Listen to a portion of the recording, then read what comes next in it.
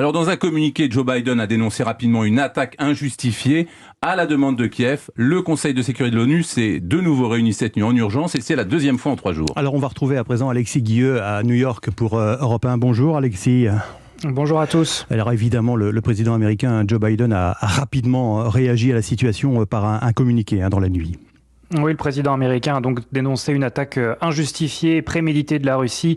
Moscou est seul responsable, dit Joe Biden. Le monde exigera des comptes. Le président américain promet une réponse unie et déterminée des alliés et des sanctions sévères contre la Russie. Alors une réunion des membres du G7 est déjà prévue tout à l'heure à 15h heure française. Joe Biden prendra la parole dans la foulée à 18h. Il s'est déjà entretenu il y a moins d'une heure avec le président ukrainien Volodymyr Zelensky. Alors vous l'avez dit, ces hostilités ont démarré pendant un Conseil de sécurité des Nations Unies. Les diplomates ont d'abord lu les interventions qu'ils avaient prévues, parlant alors de provocations russes, appelant à la désescalade, avant donc d'être rattrapés par les événements en cours et donc de condamner fermement les actions de Moscou, à l'image de Nicolas de Rivière, l'ambassadeur français à l'ONU.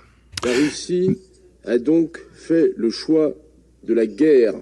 La France condamne dans les termes les plus forts le déclenchement de ces opérations.